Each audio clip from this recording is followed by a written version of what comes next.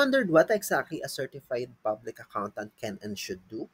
Are you curious about the different roles CPAs play beyond just crunching numbers?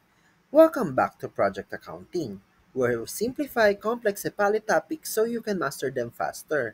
Today, we're diving deep into the scope of practice in accountancy, the part 1 of the discussion of the practice and regulation of the accountancy profession, and your key to understanding the power and responsibility of being a CPA.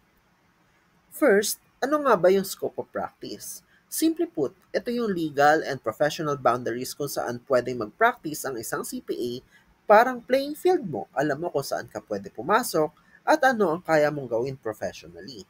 Alam mo ba, ang practice of accountancy isn't just one thing. It covers four major areas na malaki ang impact sa mundo ng business, education, government, at more. Una na dito ang practice of public accountancy.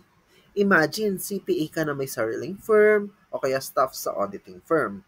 Pwede kang mag-offer ng services tulad ng audit and verification of financial records, preparing and signing financial reports like audit reports and balance sheets, designing or revising accounting systems, preparing income tax returns related to the accounting procedures, and representing clients before the government agencies on tax or accounting matter. Importante ito dahil dito mo pinapakita ang expertise mo as a trusted CPA na nagbibigay ng assurance at transparency sa business world. Pangalawa, practice in commerce and industry. Dito, CPA ka na hindi lang tag-report, kundi decision maker. Pwede kang maging CFO, accounting manager, or business consultant. Dito, kailangan ang malalim na kaalaman sa accounting para makatulong ka sa pag-drive ng negosyo gamit ang tamang financial insights. Tapos, practice in education or academe. Kung mahilig ka magturo, this is for you. Pwede kang maging professor or instructor sa accounting, auditing, finance, taxation, at business law. Interesting fact, members of the Integrated Bar of the Philippines can also teach business law and taxation. So marami experts ang involved sa paghubog ng mga future CPAs. At syempre, practice in the government. CPA ka rin kapag nagtatrabaho ka sa gobyerno or government-owned controlled corporations, lalo na sa mga posisyong nangangailangan ng professional accounting knowledge. Dito, malaki ang role mo sa pagtiyak na tama ang paggamit ng public funds at compliance sa mga regulation. Bakit mahalagang malaman ito? Kasi bilang CPA, dapat alam mo kung saan at ano ang pwede mong gawin. This protects you legally, ethically, at professionally. It's your guide para maging responsible at credible na practitioner. So bago tayo magtapos, quick recap lang tayo para solid ang learning mo today. There are four scope of practice in the accountancy.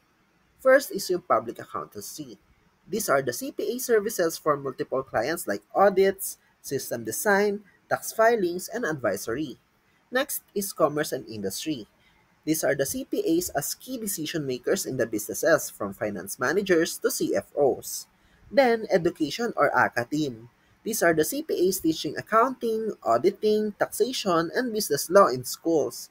And lastly, government. These are the CPAs ensuring proper financial management and compliance in public service. The core idea, scope of practice defines your professional boundary, protects your credibility, and sets ethical standards. So kahit anong patang piliin mo, as long as CPA ka, may lugar ka sa larangan ng accounting, from public firms to boardrooms, classrooms, at government offices. So up next, regulation of the accountancy profession.